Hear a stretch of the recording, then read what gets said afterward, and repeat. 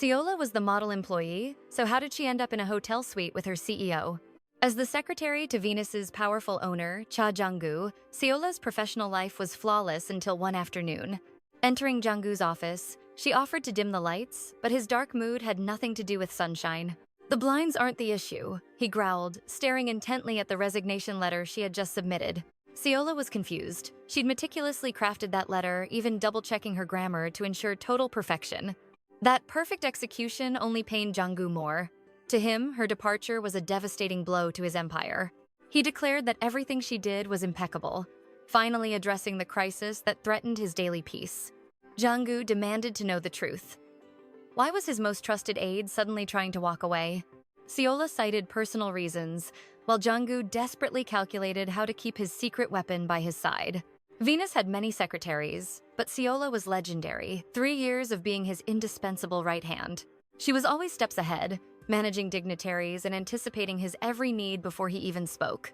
From curated gifts to flawless results, she didn't just meet his expectations, she completely redefined them.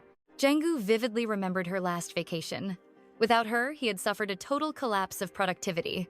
She was his top-tier asset, and now she wanted out. He couldn't let his perfect world crumble. "We've worked together for 3 years, he pleaded, insisting he couldn't survive the corporate world without her.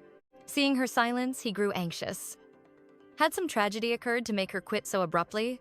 When she denied any misfortune, Jung-gu assumed it was a simple matter of money and greed. But Seola dropped a boulder on him, noting she already received the highest salary in the entire industry. He offered a promotion, but she countered that it would look like blatant favoritism, crushing his second attempt. A company car? He was throwing everything at her, desperate to find a price for her loyalty. "I don't enjoy driving," she replied coolly, leaving him completely out of options and out of time. Studying her face, Jung-gu realized her resolve was like iron. She wasn't negotiating, she was leaving. He stopped the guessing games and asked her directly, "What will it take to make you stay?" Jung-gu offered her anything in the world, promising to grant her deepest desire, no matter the cost. The atmosphere shifted instantly. Seola had a request, one so big it would change everything between them. Pushing past her fear, she finally spoke the unthinkable. Then, "I want you to sleep with me." The air turned icy. Realizing the weight of her words, Seola panicked, certain she had just ruined everything.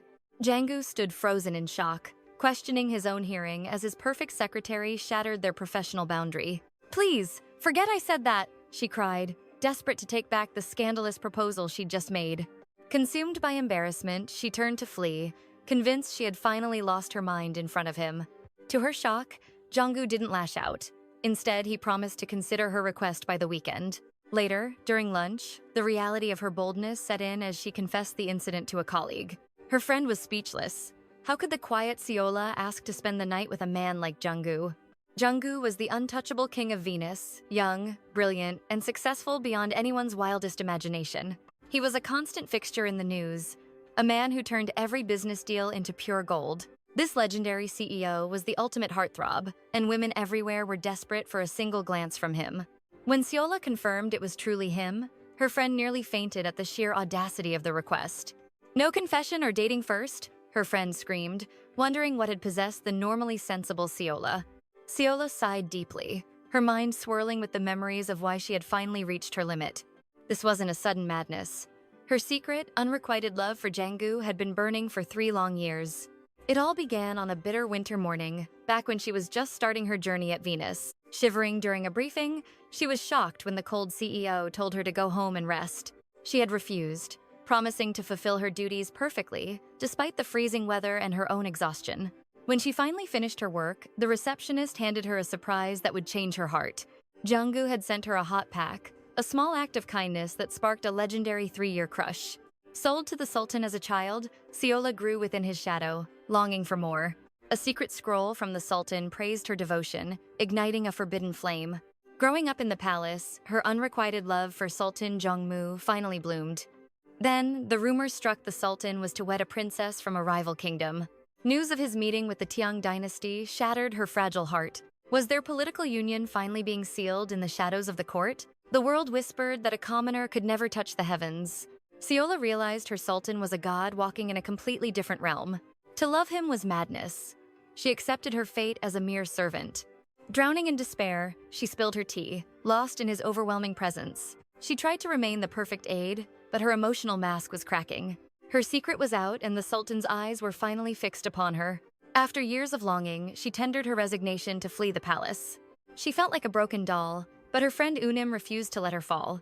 Unim suspected the Sultan craved Siola with a dark, hidden passion. Siola dismissed it as mere duty. She was just his most loyal shadow. Fear gripped her. How could she face her master's intense gaze now? Unim swore the Sultan was obsessed, urging Siola to seize her destiny. She asked if Siola was truly ready to claim the man who rules all. Unaware that Jongmu loomed behind them, they spoke of his divine power. He was a titan among men, blessed with a dangerously cold charm. Unim was certain the Sultan's heart was already caught in Siola's web. "Go to him," she urged, just as the Sultan's shadow fell over them.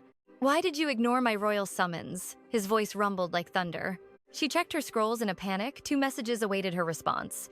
Unim's message teased his jealousy, but Siola's heart raced with fear. She convinced herself it was business, yet the air felt heavy with tension. He spoke of an urgent council meeting, but his gaze said much more. As she confirmed the hour, her device rang, piercing the tense silence. "Is that call more urgent than your Sultan's presence?" he demanded coldly. She denied its importance, but his curiosity turned into a sharp interrogation. Why did he suddenly care about her life outside the palace gates? Silence weighed on them as the chamber doors sealed their shared fate. She tried to escape, but the Sultan blocked her path, trapping her inside. The atmosphere turned feverish as he finally answered her silent prayer.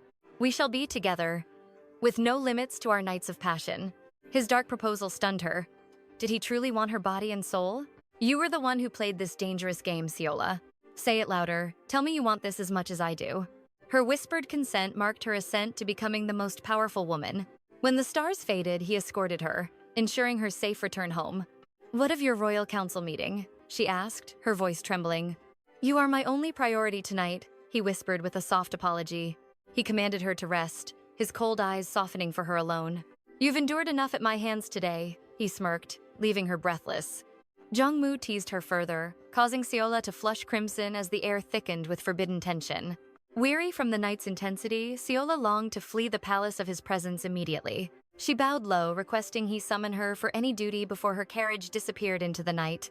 Jongmu tracked her departure, memorizing her path, while Siola retreated to her lonely sanctuary. Secluded and trembling, she feared the dawn and the forbidden spark that threatened her sanity. His image haunted her, a phantom she couldn't banish, until a sudden chime shattered the silence.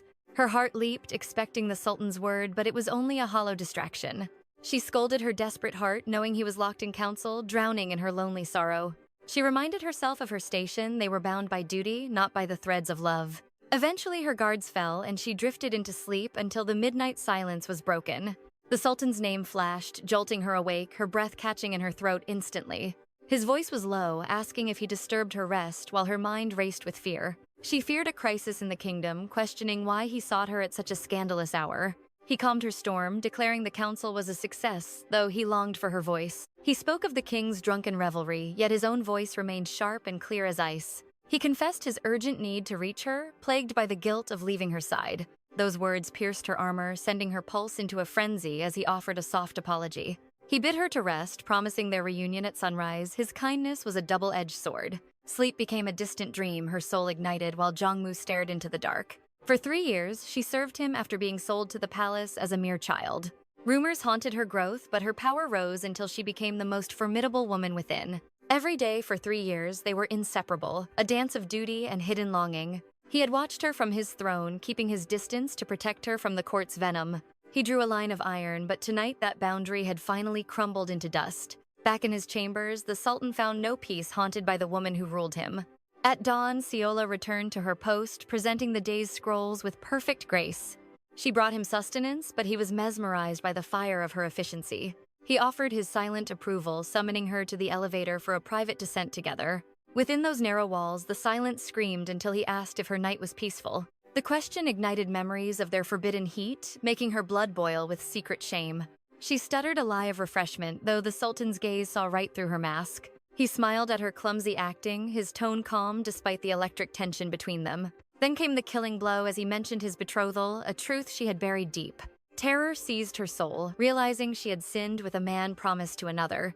She hid behind her records, but he pressed on, revealing the source of the rumors. He questioned if her bold proposal was born from these whispers, as her world tilted. The betrothal was a lie, a mere shadow, yet the air remained thick with unease. A divine intervention arrived as her device hummed, breaking the suffocating spell between them. It was a festive omen, yet Jungmu's eyes darkened, demanding to know if duty called. She claimed it was a private matter, silencing the Sultan's curiosity as the day labored on. As the sun dipped low, she stood before him, requesting leave from her royal duties tomorrow. She offered a humble apology, but he granted her freedom, sensing the weight on her soul. He saw the shadow in her eyes, asking for the truth, but she maintained her mask. He let his bird fly for the day, watching her retreat, knowing her heart was breaking. On the lonely journey home, Seola's mask finally cracked her secrets, still locked away. Lost in thought, C wanders as the biting winter chill returns. But at the prison gates, her father refuses her visit again. Grief strikes C, her father, a convicted killer behind cold bars.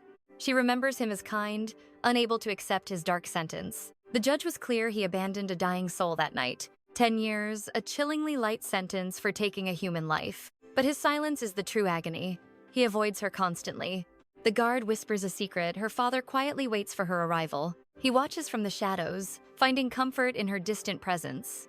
C thanks him, retreating back into the freezing, heavy winter air. At a shop, fate gifts her a rare, stuffed snowman prize.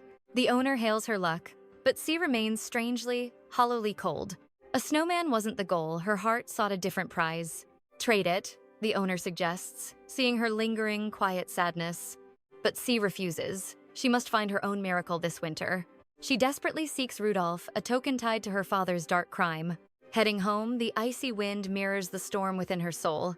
Her phone rings, it's Yim, her only tether to a normal life. Yim's voice triggers memories of the day her world shattered apart. Orphaned by crime, young C entered the bleak Soang orphanage. There she met Yim, her soul sister and guardian of painful secrets. Yim offers a feast, desperate to comfort her grieving, silent friend. But the prison visit has stripped C of her entire appetite. Don't apologize, Yim says, sensing the immense burden C carries.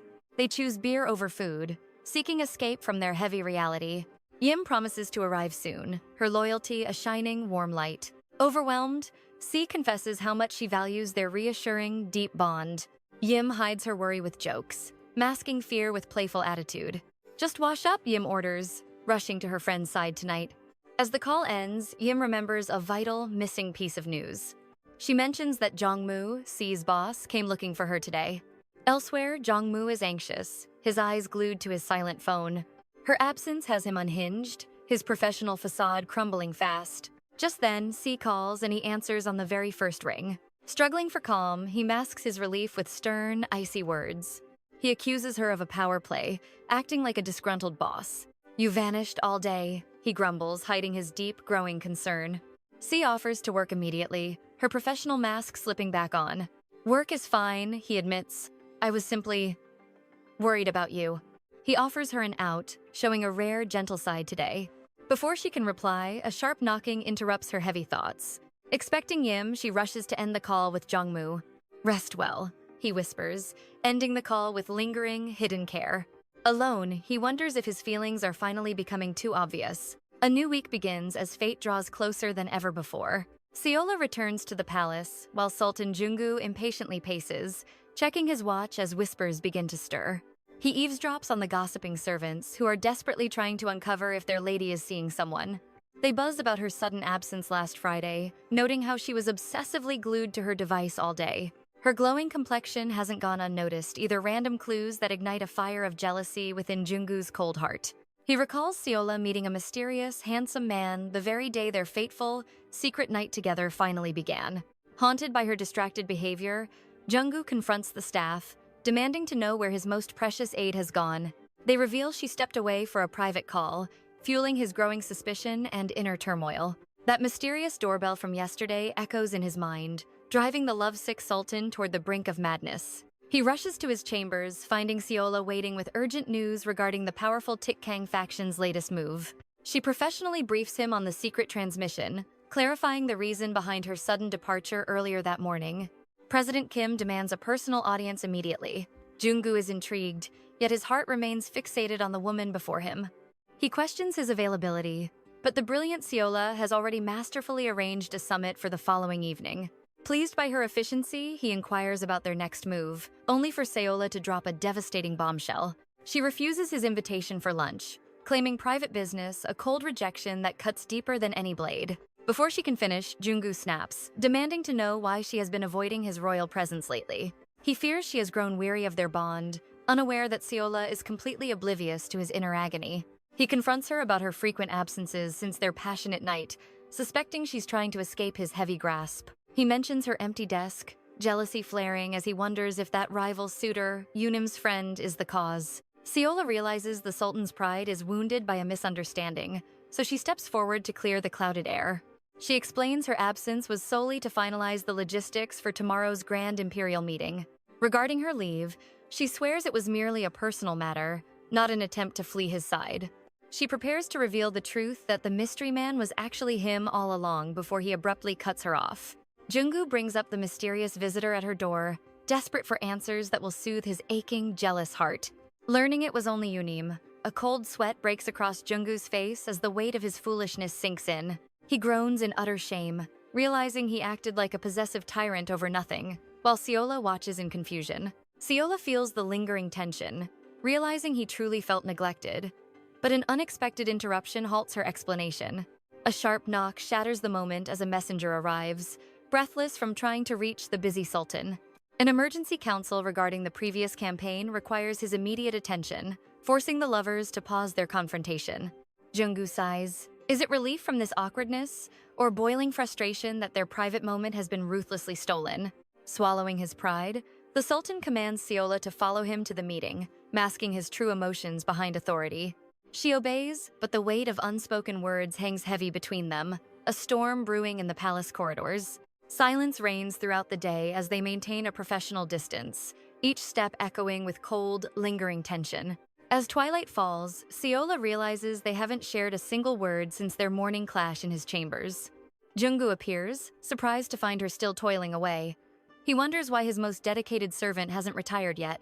She insists on finishing her duties, but he softly warns her not to overexert herself before retreating into his dark office. Sensing her moment, Seola follows the Sultan into the shadows of his office, determined to end this agonizing cycle. She begs him to strike their previous agreement from his memory, a request that strikes him like a bolt of lightning. That proposal sparked a chaos of emotions, leaving Jung-gu desperate to understand why she'd suddenly want to retreat now. She claims her judgment was clouded by emotion, but Jung-gu cuts her off, his gaze burning with a fierce intensity. He asks if her heart wavered because he failed to satisfy her that night, leaving Seola frozen in utter shock. He demands confirmation. Is she truly abandoning their secret pact and turning her back on their shared destiny? Finally, the Sultan bares his soul, confessing a deep, hidden love he has harbored in silence for 3 agonizing years. He only agreed to her proposal because his heart belonged to her. Seola is stunned. She never suspected his devotion. Unbeknownst to him, she had been harboring the same secret feelings. Searching for clarity, she waits for his final revelation. He admits his longing to visit her yesterday, held back only by the fear that he had no place in her heart. Seola trembles, her confession hanging in the air before she can hear the Sultan's fateful response. Jongmu's hand warms her cheek, but his voice turns ice cold, warning her not to overstep. Mortified, she tries to retreat to her duties, but the Sultan's sudden command halts her flight.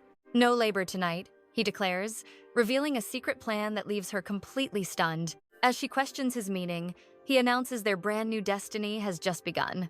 At the Grand Hotel, their forbidden desires explode, leaving them lost in passion until dawn. Morning reveals a room in disarray, with Seola too exhausted to move from the Sultan's bed. Gazing at his sleeping face, she recalls her journey from a slave girl to this moment. She never dreamed her captor would become her everything, his beauty overwhelming her senses now.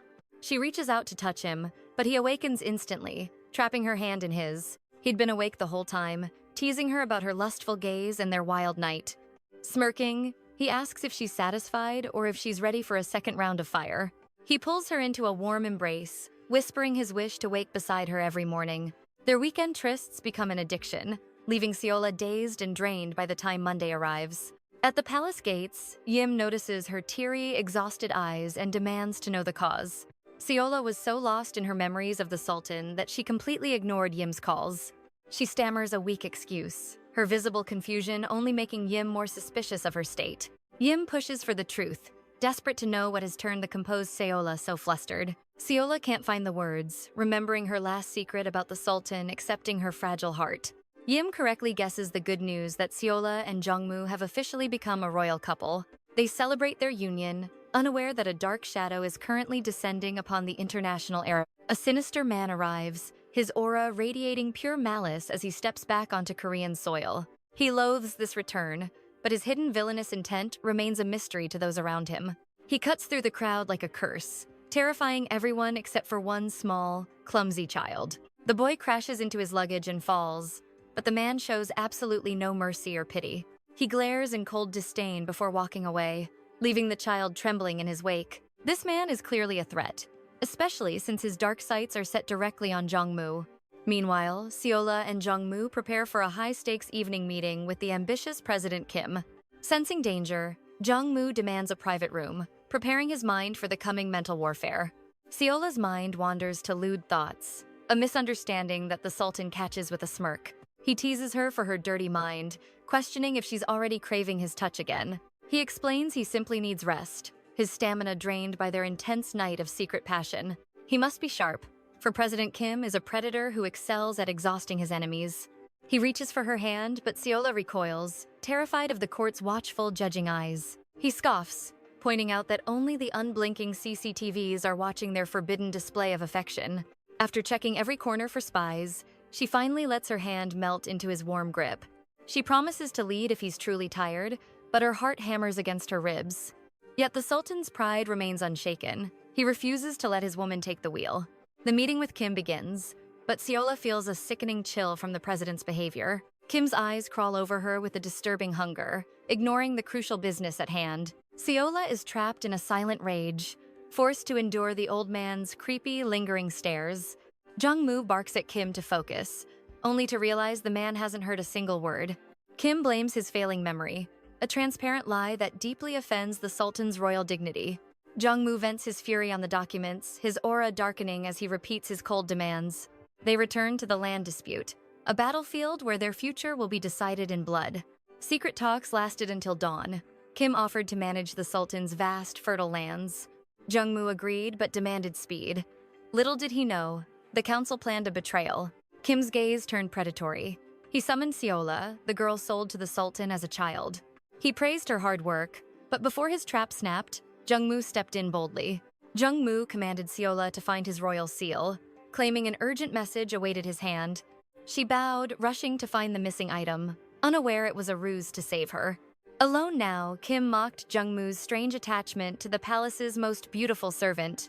Jongmu warned him to back off. Seola was his shadow, yet the noble ignored the danger. Kim lusted openly, describing how Seola's tied hair had distracted him during the entire meeting. Her beauty was intoxicating, making Kim lose focus. Jongmu's fury began to boil over. The noble missed the Sultan's killing intent, noticing only his unusual sensitivity toward the girl. "Is she special to you?" Kim prodded, testing the Sultan's patience regarding his lowly secretary. As Kim mocked their bond, Jongmu snapped. He branded the noble nothing but royal trash. Suddenly, a thunderous bang shook the room. Jongmu had struck the palace wall with fury. He claimed the wall was rotting. Just like Kim, only trash would have such visible cracks. "A light strike shatters it," he growled. Evidence of the noble's corrupt and sloppy construction. His voice was ice. Kim trembled as the Sultan's cold power filled every corner of the room. Terrified, Kim tried to act cool. He questioned the Sultan's expertise in palace building. Jongmu ignored him. The building was a week old, yet its rot was already showing. He struck again. "It sounds hollow," he whispered, exposing the noble's greed to the world. Kim begged for peace, claiming a misunderstanding. He desperately tried to ease the Sultan's wrath. "There is no mistake," Jongmu countered coldly. "I am only seeking the absolute truth." He demanded if the royal house knew of this treason. Kim's standards had failed the kingdom. Below, Seola searched frantically. She found no seal, confused by the Sultan's sudden, urgent request. Her heart raced as she failed. Suddenly, a secret scroll arrived, vibrating with a new message. It was from Jongmu, apologizing for the noble's inappropriate gaze during the council meeting. She was stunned. Before she could process it, the Sultan appeared, claiming he found the seal. "Let us go," he said. Seola asked about Kim's other estate, her heart still heavy. "That deal is dead?" Jung-moo declared, leading his future empress away from the corruption. High above, Kim boiled with rage. The Sultan had forced him to beg for her forgiveness. Jung-moo had commanded him to apologize and delete her existence from his wretched mind. A knock echoed. A servant entered, cowering as the noble's explosive emotions finally burst. Kim hurled documents in fury. "Where is he?" he screamed. "Where is Director Han?" Han trembled, explaining he was at the borders. A new threat had arrived in the kingdom. The young Master Taegan had returned, a golden-haired villain with a heart of pure poison. Taegan surveyed the wreckage of the office. A wicked smile played on his arrogant lips. "Need help, uncle?" he asked. Kim's rage simmered as he looked at the devious newcomer. Kim hissed about the scandals he'd buried. He'd kept Taegan's crimes hidden from the Sultan. Taegan laughed. "Help me take the throne, uncle, and I'll give you everything you desire." He eyed the maps of the Sultan's lands. His goals were as dark as Kim's soul. A storm was brewing. Unaware of Taegan's arrival, Jung-moo was already leaving the palace. The carriage ride was tense. Seola's heart was full of questions she feared to ask. She demanded the truth. Jung-moo merely claimed he hurried Kim's work for the kingdom's sake. "Did you make him apologize?" she pressed. The Sultan looked away, hiding his protective fire. He denied it all. "Perhaps even a snake feels guilt," he whispered, keeping her safe. Sensing the atmospheric shift, Jung-moo claims the president finally recognized the necessity of his apology. Seola decides to grant him mercy this time, though she prepares a lecture for his future. Her eyes widen at the sight of his bloodied knuckles. Did he actually strike the president? Jung-moo hides his gaze, frustrated that his violent protective instinct left such obvious evidence behind. Inside his private quarters, she tends his wounds, urging him to ignore the president's poisonous presence. Suspecting a brutal conflict, she asks if a real war erupted between him and the president. He clings to his lie about a hallway wall, and Seola eventually chooses to believe him. In her mind, he is a man of peace, far too noble to engage in fights. Her words pierce his heart. She's just relieved he isn't in a hospital or a cell. Though she is being delicate, he playfully whines, begging for even more gentle treatment from her. She tells him to express his pain, but he just teases her about her secret desires. Blushing furiously, she scolds him for turning a heavy moment into a playful, romantic game. She fears for his skin, but Jung-moo shifts the focus, asking if she is truly all right. She claims to be fine, despite the secret urge to strike him herself once or twice. Jung-moo's expression turns cold. He regrets not crushing the rumors before they ever touched her. He offers a sincere apology for his negligence, but she insists he has no reason to. Still, the worry consumes him. He demands she report any future discomfort the president causes her. He needs to be her shield, knowing exactly when that man makes her feel uneasy again. She intends to trust the president's promise, but Jung-moo's dark suspicion remains as clear as day. He questions her true feelings for him, but she attempts to flee back to her home. "Are you truly leaving me like this?" he asks, but she reminds him of their duty. He counters with their secret pact, an agreement that their intimacy would have no boundaries or limits. The memory of that vow floods back, though she worries if he can handle the exhaustion.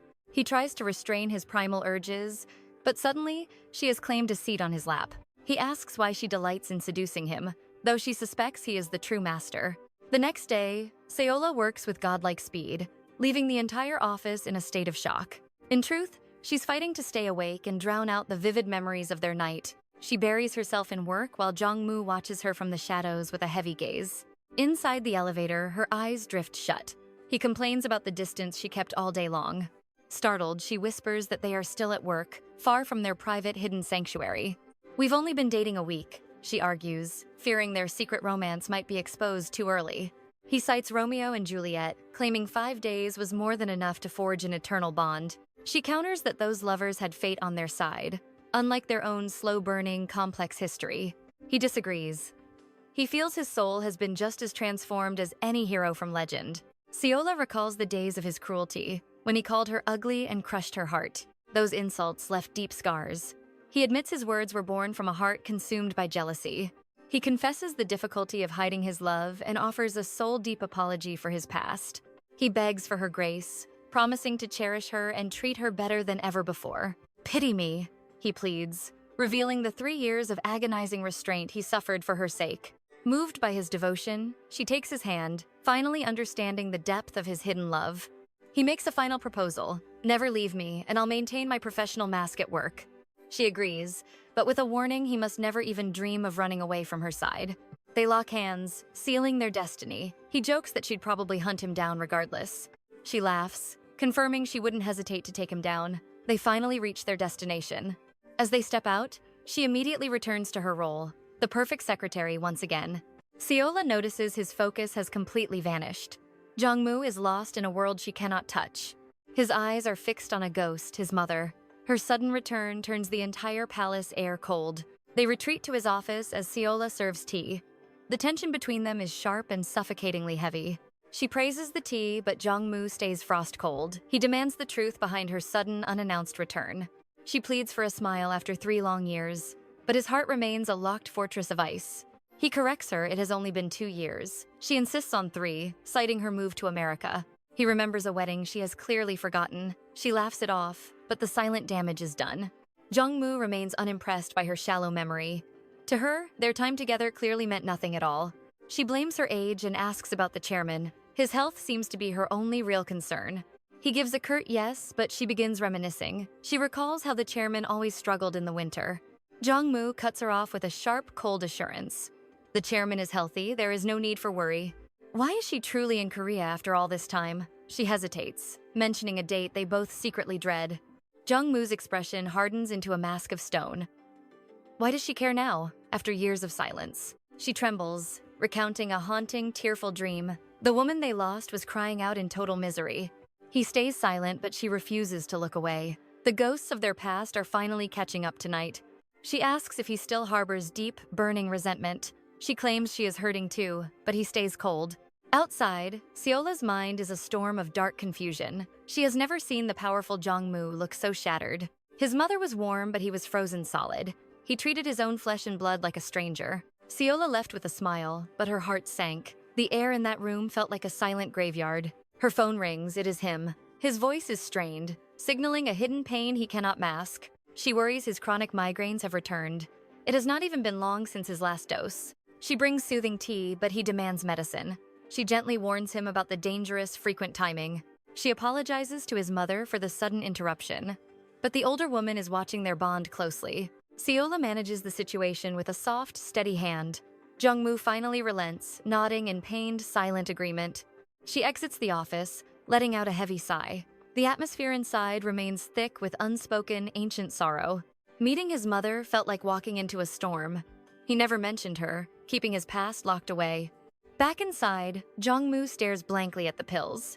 His mother notes how often he suffers in secret. He blames work stress, hiding the deeper, soul-aching pain. Then, she mentions the strange change in his eyes. His icy demeanor melted the moment Seola walked in. She wonders who could truly tame his lonely heart. Jong-moo remains silent while his mother smiles warmly. She likes Seola, a pure soul in his dark world. He finally speaks, his voice filled with quiet regret. Seola is good, far too good for a man like him. Late at night, Seola is haunted by restless thoughts. She cannot stop worrying about the man behind the mask. Her friend Yim notices her drifting away. She asks who has captured Seola's heart so completely. Seola asks if Yim remembers that heart-racing feeling. Yim scoffs, claiming she has forgotten what love feels like. With a playful grin, Yim pulls her into a hug.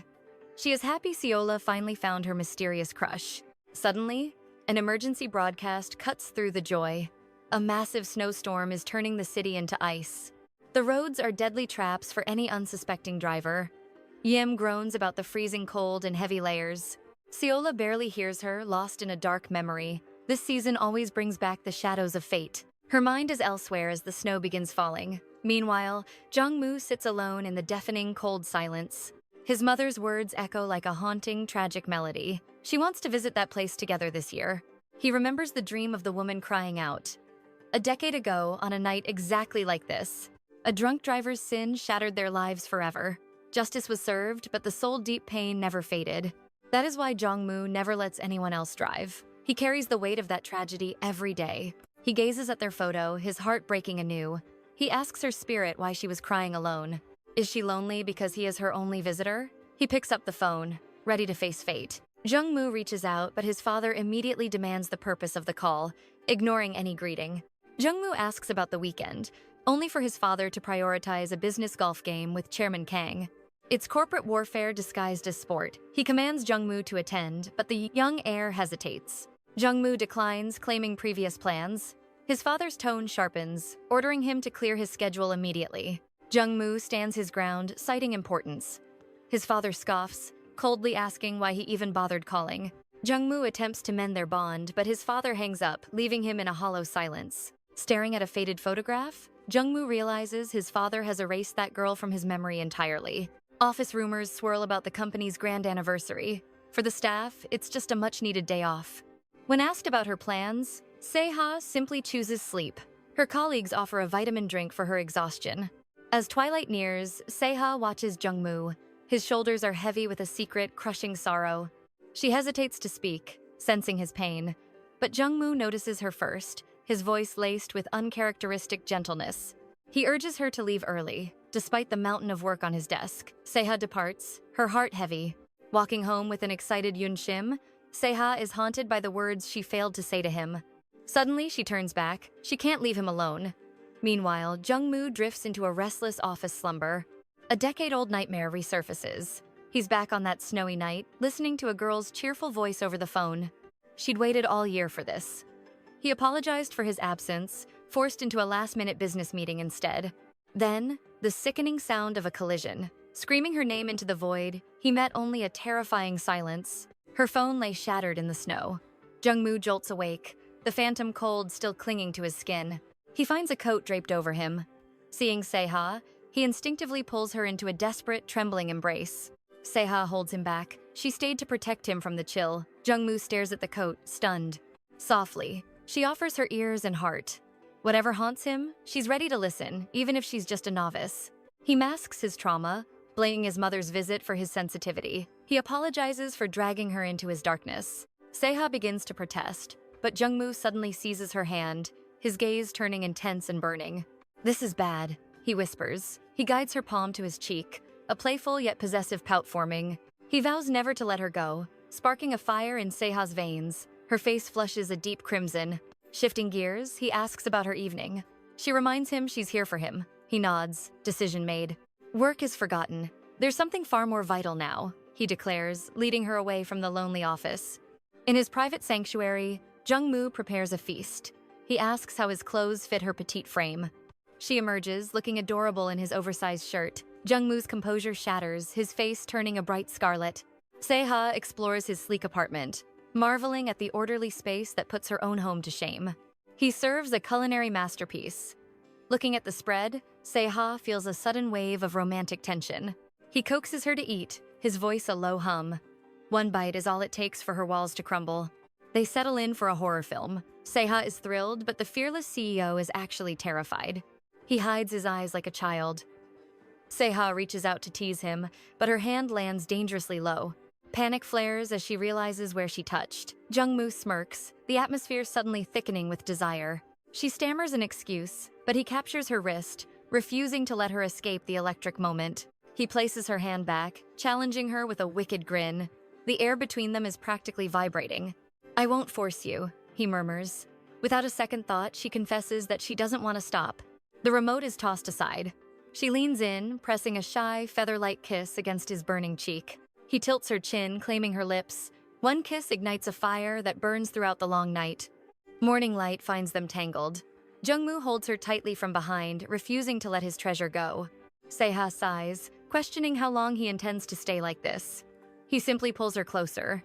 "I'm just supporting your aching back," he teases, a mischievous glint dancing in his dark eyes. He reminds her who was truly in charge last night. Mortified, she tries to silence his wicked mouth. He laughs, relishing her flustered reaction. Their morning is filled with the sweet, lingering heat of their passion. The Sultan invites his favorite to the royal baths. She asks if he'll behave. He warns his self-control is failing.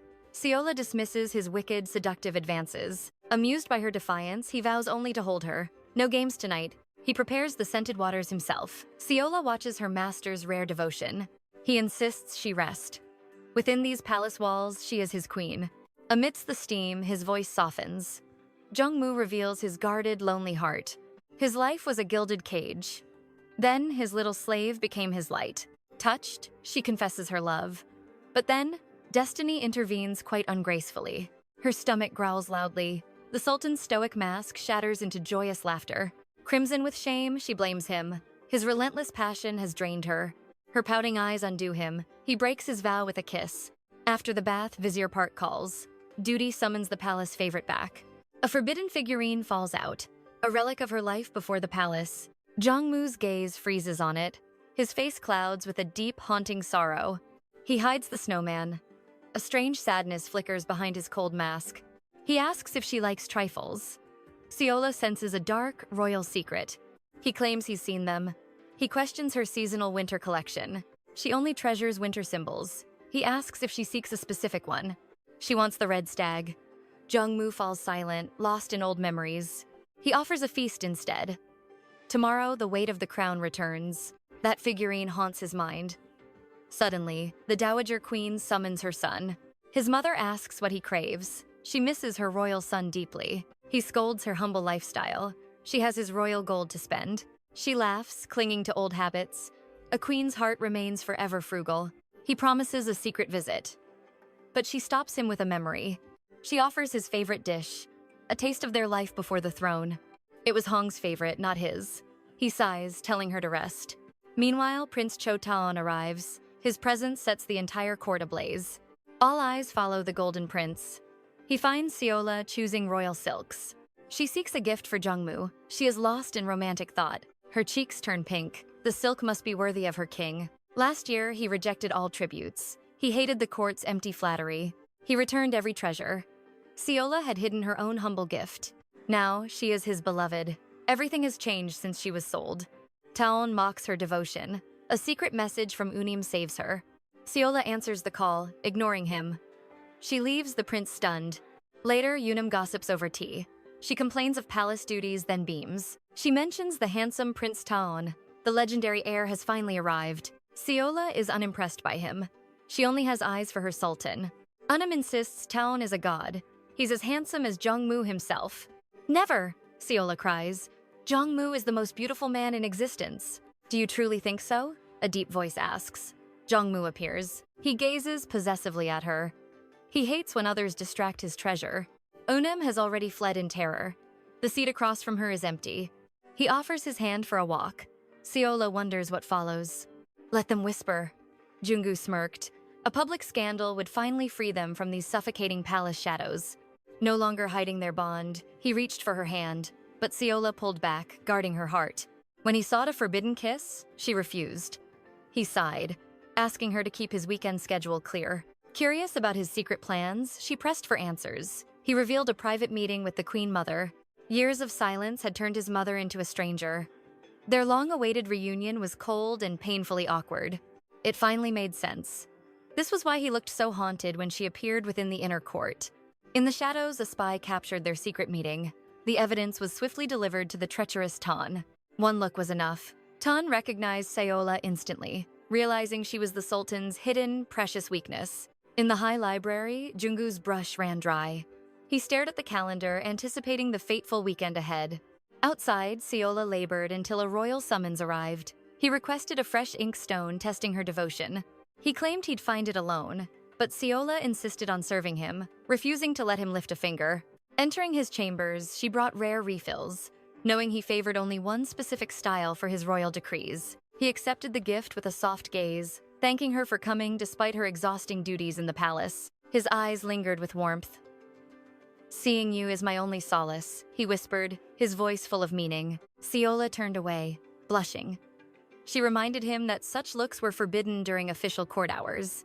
He teased her, suggesting they flee together. Flustered, she hurried away, citing urgent matters of the state. Later, she overheard hushed voices. Servants whispered of Jungu's arranged marriage to a high-ranking noblewoman this weekend. He had called the betrothal a rumor, but doubt gnawed at her. She craved the truth he hadn't spoken. Was she just a distraction? She needed a clear answer, yet he remained a mystery wrapped in silk. She assumed his weekend would be filled with courtly duties, much like her own somber journey to the outskirts. At dawn, Yim complained. Seola had already departed for her lonely pilgrimage before the morning sun had risen. Wanting to carry the burden alone, Seola thanked her. The weight of her tragic past was hers alone. Years ago, her family was destroyed in the High Court. A single piece of evidence changed her destiny forever. A shattered Rudolph figurine, the victim's last possession. Her father's only defense was a plea of forgotten memories. Since that day, Siola visited the cemetery alone, bringing a figurine to appease the restless, broken spirits. She arrived early to avoid the vengeful family, though her heart remained heavy with an unbreakable guilt. The image of the broken figurine haunted her dreams. No amount of palace power could erase the tragedy. Every year, she left a new offering at the grave. Moving on felt like a betrayal to the past. Yim asked about the rumored imperial dinner. Siola admitted her silence, unsure if she truly belonged by his side. "He looks at you with soul-deep devotion," Yim insisted. She couldn't imagine him choosing another noblewoman. Siola dismissed the hope. Meeting his parents was likely a mere formality, not a promise of a future. Getting serious, Yim warned that no sultan, no matter how powerful, was allowed to break Siola's heart. She mentioned the Amore Festival's 50th anniversary, a grand jubilee where commoners could witness the empire's splendor. The next day, Jungu watched the crowds, contemplating his empire's future.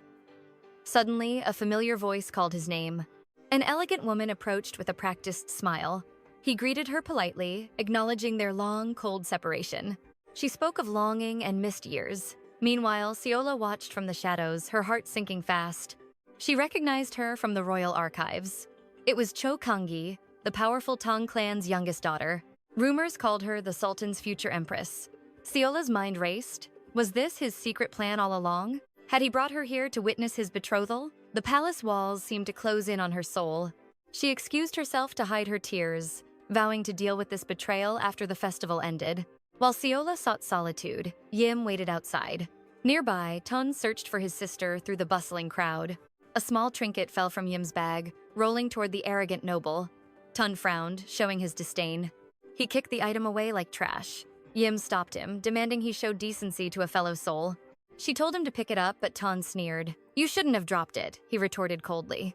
Their eyes locked in a fierce, silent clash. Finally, he spoke, his voice dripping with dangerous, mocking charm. With a mocking smile, he offers his card as a hollow price for his blatant disrespect. Feeling insulted, Yim demands the truth, but his chilling smirk is the only cold answer she receives. She rejects his pity and turns away, desperate to escape his suffocating and arrogant presence. He slides the card between her fingers, his voice dripping with an arrogant and dark command. Looking at his name, she realizes his inner monster completely masked his handsome face and cold eyes. The rumors are true. He is a beast hidden behind the mask of high society and status. A brilliant heir to Ta Kong, yet a chaotic storm that no one in the company can tame. Shoving the trash aside, she greets Siola, hiding the bitterness of the encounter from her dear friend. She calls him human garbage, refusing to let his dark shadow ruin her precious and bright day. They cast the darkness aside, determined to find joy in each other's company on this beautiful day. Meanwhile, Kang Hee brushes his chest, a predatory move designed to spark a dangerous public scandal. He sets a cold boundary, but the venomous whispers are already poisoning the air around them. She mocks his heart, reveling in the misunderstanding while he stands firm in his cold rejection. She probes for a weakness, questioning if a secret lover keeps his heart frozen and distant. He builds a wall of steel, checking his watch to escape her suffocating grasp and end the meeting. He declares his devotion to another, leaving her behind in the dust of his cold and final departure. His thoughts drift to the past, wondering if Hyung would have become heartless after 10 years had passed. At the hotel, his mother offers gifts, desperate to soothe his lingering and soul-deep pain. She reveals a hidden warmth for Siola, surprising him with her sudden and unexpected change of heart. She praises the secretary's grace, hinting at a future he had not dared to imagine until now. Together, they stand at Hyung's grave, a place where time and sorrow stand still in eternity. She lays down her offerings, mourning the daughter she lost to the cruel and sudden hands of fate. Tears of regret fall for the life she could not save when the world was once bright. Overcome with grief, she begs for forgiveness for leaving him to face the crushing darkness alone. She mourns her own escape, while he remains trapped in the suffocating guilt of surviving the tragedy. He takes the blame upon his shoulders, though she pleads for him to let go of the guilt. Back home, a lonely snowman figurine sits on the counter, a silent omen of their shared destiny. He recalls finding it at the grave, a mysterious tribute left by a hidden soul from the past. He wonders if a ghost from the past still watches over their tragic memories and broken hearts. Every year, this anonymous token appears, marking the dark day the light of his life went out. Is Siola's identical figurine a mere coincidence, or a sign from the heavens and fate above? A message of love arrives, a small bridge over the vast ocean of their shared family grief. Work becomes a battlefield of orders as Seola follows him through the cold corporate halls today. Exhaustion takes hold, but she knows she cannot hide from the difficult truth any longer. She fears a cold dismissal, her heart racing as he asks for her time on this night. She stammers her answer, terrified that her world is about to crumble into 1,000 pieces. But the peace is shattered when Toon invades his office like a hungry and prowling wolf. He suggests a marriage of power, weaving a web of political schemes and dangerous betrayal. Jong-moo's mask slips for a moment, caught in the web of Toon's dark and dangerous games. Toon praises his pawn, Kang-hee, painting a future built on cold, calculated, and heartless ambition. He weaponizes her tears, pushing Jong-moo into a corner with his poisonous and mocking words. It is clear Tun wants to conquer Venus, using marriage as his ultimate weapon for total control. A calculated strike to turn a rival into a puppet for his own glory and power. He mocks the CEO's hesitation, asking if a lowly secretary is blocking his path to the throne. With a smirk of victory, Tun departs, believing he has finally trapped his unsuspecting prey. Town attempts to bait the CEO with questions about his secretary, hoping to see his composure shatter instantly. Jong-moo coldly marks his territory, claiming Seola is taken, but Town's obsession only grows deeper and darker. Without a family alliance, Town turns to the shadows, eyeing the secret photograph sent by his informant. The chairman remains blissfully unaware of the storm brewing between Venus's golden leader and his mysterious secretary. A scandalous affair to ruin the perfect CEO. The thought of Jong-moo's downfall brings a twisted smile to Town. Fate throws a curveball as Town spots Seola with Yim, sensing a new opportunity for palace-level intrigue. Yim senses the flickering tension, questioning if Seola is heading toward a private dinner with her formidable boss. Noticing Seola's trembling heart, Yim grips her hand, urging her to face the CEO with absolute, unwavering honesty. She reminds her friend that her pure soul is her greatest weapon against the palace's suffocating secrets. The weight of her hidden worries becomes a physical burden, leaving Seola gasping for air during their meal. A sudden apology from Jong-moo sends her heart racing, fear clashing with the hope she desperately tries to hide. The CEO reveals his true heart, worried that the venomous engagement rumors have wounded his precious secretary's soul. He shares a rare, vulnerable secret about visiting his sister's grave, a lonely ritual he finally shared with his mother. Moved to tears, Seola collapses into his arms, begging for forgiveness for her doubts and silent, agonizing fears. She confesses her terror that the rumors were real, apologizing for the heavy burden she placed on his heart. Jong-moo vows to protect her from every shadow, promising a future where no misunderstanding can ever tear them apart. Through the night, they weave their souls together, sharing childhood echoes and the scars that shape their destinies. Every secret shared becomes a golden thread, binding their hearts in a love that defies the palace walls. The next morning, co-workers whisper in the halls, mistaking Seola's swollen eyes for the wreckage of a heartbreak. They retreat, leaving her alone until she enters the Lion's Den, the CEO's private office, for a work update. Jong-moo's gaze softens with breathtaking tenderness as he gently touches her eyes, sensing the traces of her tears. He reminds her of his command to stay strong, but Seola frantically tries to hide behind professional boundaries. The CEO's hunger for her presence erupts as he pulls her close, suggesting they lock the world away. His voice drops to a suggestive silk, causing a feverish blush to bloom across Seola's entire face. A sudden knock shatters the electric tension as an oblivious employee enters with an urgent report for the CEO. Dismissing the intrusion with icy authority, Jong-moo claims he is far too busy with more important personal matters. Hidden in the shadows behind him, Seola catches her breath, relieved to have escaped the heart-stopping proximity. Frustrated by the secrecy, Jong-moo asks for her patience, hating every moment he must hide his burning devotion. He reveals he cleared his entire schedule just to claim her weekend, promising a getaway beyond her wildest dreams. Cupping her face, he whispers of the countless experiences they have yet to conquer side by side. Seola's playful spirit awakens. She grabs his tie, warning him that his seduction is about to have consequences. With a sudden surge of boldness, she pins him to his desk, teasing him with a forbidden, breathless closeness. She vanishes through the door before he can react, leaving the powerful CEO flushed and completely breathless. Stepping into the light, Seola's heart stops as she encounters a group of figures lurking in the hallway. A man with hair as red as blood catches her eye, his face a haunting echo from her past. Shaken to her core, she flees the scene, unaware that the mysterious stranger is still hunting her with his eyes. At the rival Ta-Kang group, Tawn's sanctuary is invaded by his sister, demanding the identity of Jong-moo's lover. Town smirks, claiming the CEO's mystery woman is a beauty that puts his own sister's ego to shame. She scoffs at his arrogance, knowing her brother's history of shallow words and even shallower loyalties. He dares her to join the next meeting to witness the drama, but she prefers her own ruthless methods. A chilling warning follows. If he ruins the Venus deal, his own dark history will finally bury him alive. She delivers one final blow, ordering him to crawl out from the shadow of his drug-fueled escape. Taon mocks her warning, preferring a spectacular ruin over a life of doing absolutely nothing in the shadows. That night, Seola's pulse drums like a war march, the anticipation of her weekend with Jongmu killing her sleep. As she tosses and turns, a sudden vibration from her phone signals that the weekend's fate has arrived. A secret messenger arrives. Seola eagerly takes the scroll, reading Jungmu's words of longing. He yearns for her. Her heart races as the forbidden heat of his desire burns.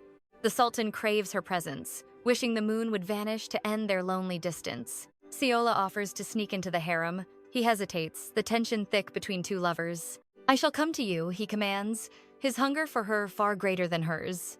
At a secluded summer villa, they feast, finding solace away from the palace's prying eyes. Under the twilight sky, Junggu's gaze turns heavy. He confesses a love that defies law. "I love you beyond your imagination," he vows, making her spirit soar like a bird. She laces her fingers with the Sultan's, smiling as she whispers her own dangerous devotion. Even after the royal banquet, Seola's playful spirit craves more, demanding sweets from the bazaar.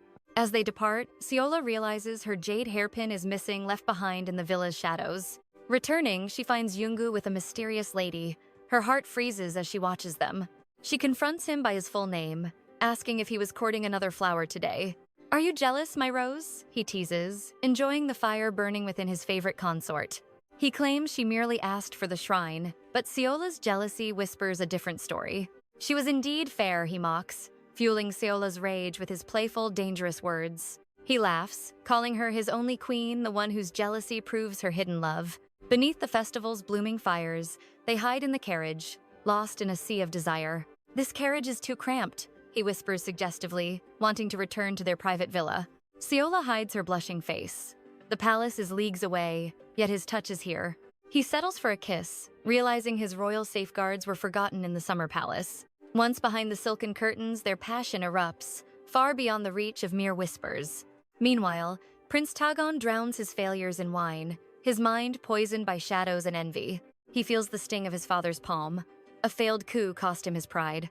"Why are you not like Jungmu?" his father barked, comparing him to the perfect sultan. Tagon stayed silent, but his soul rotted. He could never escape the sultan's looming shadow. He glares at the portrait of Jungmu and Seola, realizing the sultan's heart is captured. Jongmu is truly serious about her. Tagon sneers, seeing a weakness he can finally exploit. A scarred spy arrives with a vial of toxin, bringing the dark weapon Tagon demanded.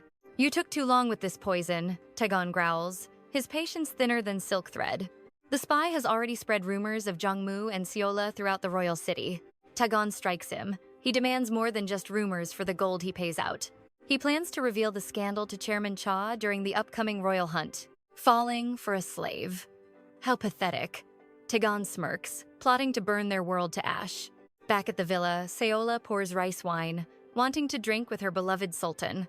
She wonders if he can handle his spirits, having never seen him lose his composure. At every feast, he remains sober and guarded, never touching a single drop of wine. "I fear the secrets my heart might spill," he admits, loathing any loss of control. Moments later, the mighty Jungmu is defeated by one cup, slumped over in drunken bliss. He mumbles in his sleep, begging her to use his sacred name once more. Seola smiles tenderly. She cannot call him Master Cha or Sultan forever in secret. "Jungmu," she whispers, feeling a warmth that no palace fire could ever hope to match.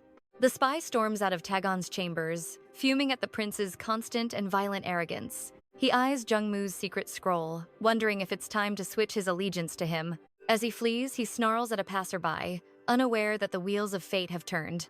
A hushed apology follows his departure, yet the crimson-haired Kim Woi lingers, recognizing the palace's hidden master. Caught in Tun's treacherous web, dawn arrives. Seha tries to wake Jongmu, but the man remains stubbornly still. She sighs at his foolishness before the day of Director Choi's grand royal wedding finally dawns upon them. 7 in the morning strikes. Jolting awake, she remembers the high-stakes ceremony and rushes to find her partner. Dressed in a blur, she sprints toward the venue, desperate to reach Jong-moo before the gates finally close. A carriage nears her from behind, unnoticed until a firm hand pulls her back. It is the mysterious Woi. He warns that such reckless paths lead to ruin, his eyes searching hers to ensure she remains unharmed. She offers a cold thanks, brushing his hand away, yet his lingering stare feels like a heavy weight. Sensing her fear, he apologizes, claiming her face mirrors a haunting memory from his own dark, forgotten past. Dismissing his words, she presses on, unaware that Woi's predatory gaze still tracks her every single step. Amidst the wedding's opulence, Seha walks with Jong-moo, her heart racing with a sudden, unexplained sense of dread. Perhaps it is the atmosphere. They stop to greet a powerful matriarch who rules over a rival merchant empire. Even while networking, Jong-moo's eyes never leave Seha until a private summons forces him to step away. It is his mother. He answers the call in the shadows, his voice softening as he speaks with her. She mentions birthday soup and family bonds, a rare warmth that earns his promise to visit her tomorrow. The invitation includes Seha, sparking hope in the mother's heart, though the palace shadows remain cold and deep.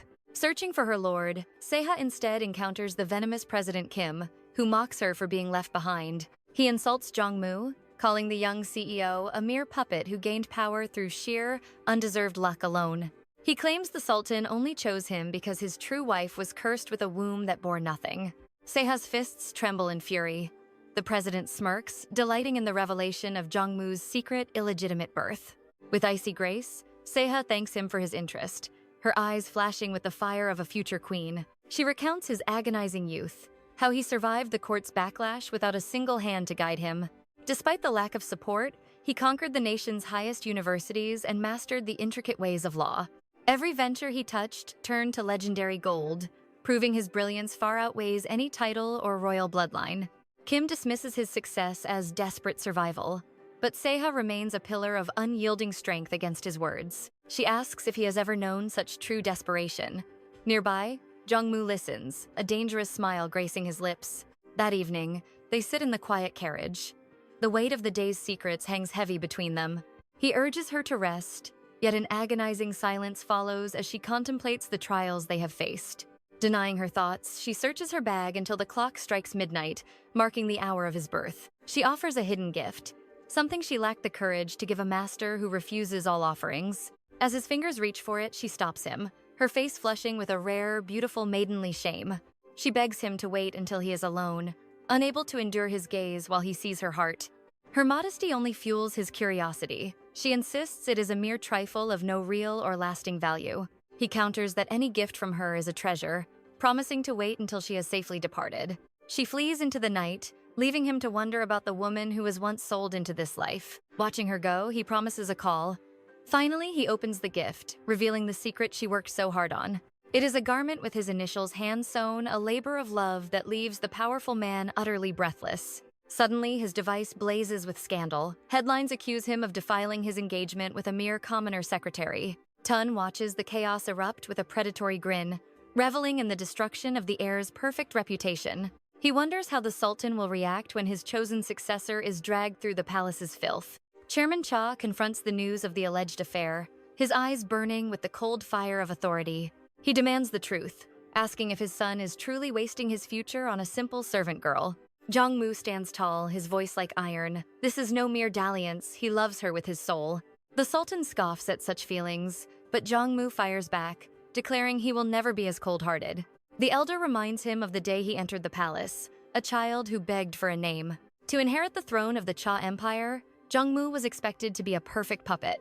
He was meant to follow every command without question, but the chains have finally snapped. He only played along to save his sister, Hyung, yet the chairman merely scoffs at his pain. The old man claims her fate wasn't his fault, but Jong-moo knows the truth. If the chairman had sent her abroad, she would still be breathing today. His rage boils over, recalling how his own father skipped her funeral to hide his shame. To the chairman, they were just illegitimate secrets that needed to stay buried. Jong-moo declares he is finished. With Hyung gone, his obligation to this monster is dead. His mind drifts back to that freezing winter when the nightmare first began. Leukemia. The word shattered his world as his mother described Hyung's sudden collapse.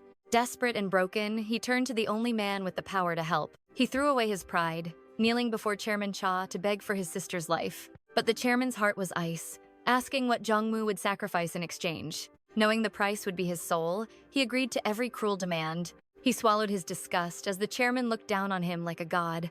He endured the humiliation, fueled only by the hope of seeing Hyung smile again. Back in the present, Jongmu slams his brakes, his heart heavy with lingering frustration. The next day, he's trapped at home with a fever, his body finally breaking. Seola calls to check on him, worried about the scandals swirling in the news. He laughs softly, admitting that their secret romance is technically the truth. Just hearing her voice is better than any medicine could ever be. She insists he take the day off first for the workaholic air. Restless and aching, Jongmu's only desire is to be by Seola's side. Suddenly, a chilling text arrives. Your twin sister is watching you from the afterlife. Meanwhile, Seola hears footsteps approaching her desk, thinking it's her lover. But it's not Jongmu. It's the cold, calculating gaze of Chairman Cha. They retreat to the office, where the chairman demands to know their history. 3 years. To the chairman, that's 3 years too long for a mere secretary. He sneers, claiming it's only natural for feelings to bloom in such close quarters. Then, he drops a bombshell. Jongmu is to be engaged to a powerful heiress. He warns Seola to kill the rumors and stay far away from his son. You've had your fun, he spits. Now, learn your place. Elsewhere, a mysterious red-haired man waits in the shadows, smirking at the chaos. Jongmu arrives, his eyes blazing with fury at the stranger's twisted games. Seola receives a text from Jongmu and feels the cold sting of reality. She knew this fragile dream couldn't last forever, yet her heart still shatters. She tried to prepare for the end, but the pain is more than she can bear.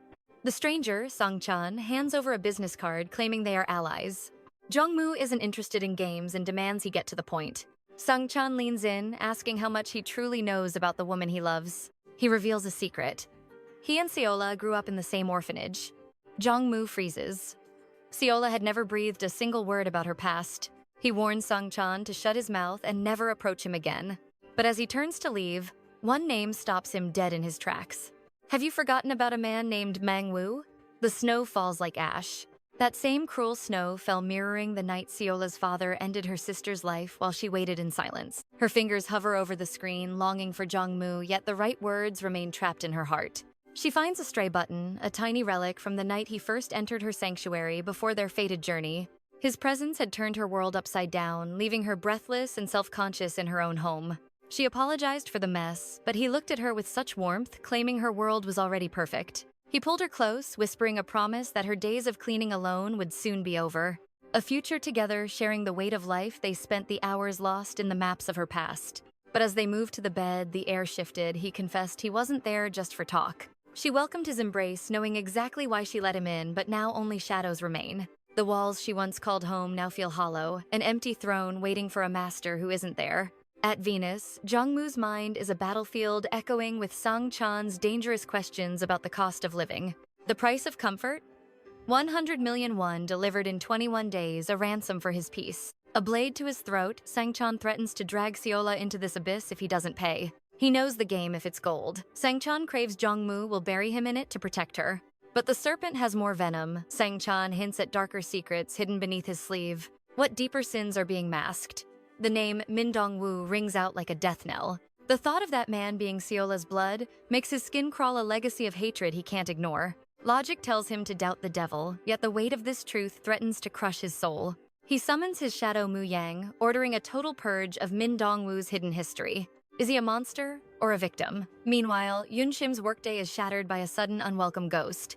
Taehyun appears like a phantom, sending her heart racing in a mix of shock and pure annoyance. He offers his card a cold plastic apology, asking if she wants a price for her silence. She cuts him down with a glare, refusing his blood money and casting him out of her sight.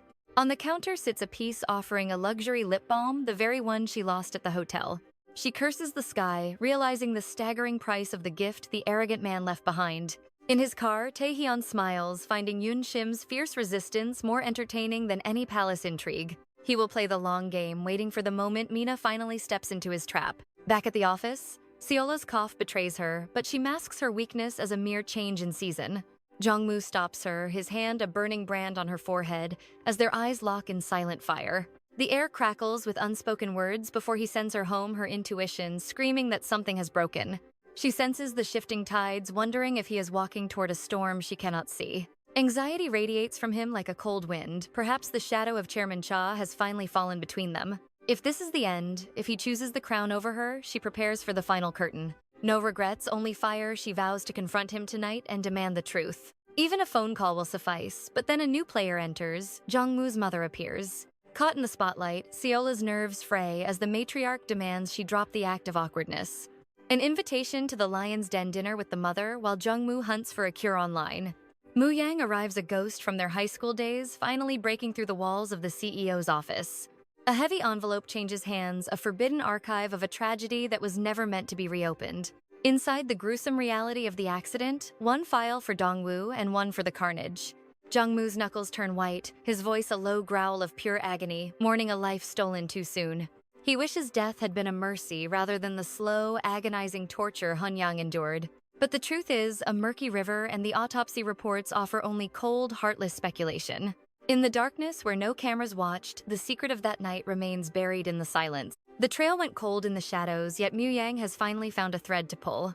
Beneath the palace shadows, Mang slides a secret scroll toward Jongwoo, detailing the hidden conspiracy. The harem gates had sealed the truth, but this forbidden record unearths a devastating tragedy. Inside lies a sketch of the assassin, the one who orchestrated Hyung's fatal fall from grace. Though the drawing is ancient, the imperial investigator identifies the monster hiding in the dark. The traits perfectly match Dongwoo, despite the heavy veil of royal deception he wears. His lineage was hidden from the scrolls, but Dongwoo's hand in the bloodbath remains undeniable. Jongwoo realizes the cost of his devotion, yet his love for Seola burns hotter than ever. Pure affection has transformed into a complex obsession, fueled by the palace's cruel, treacherous games.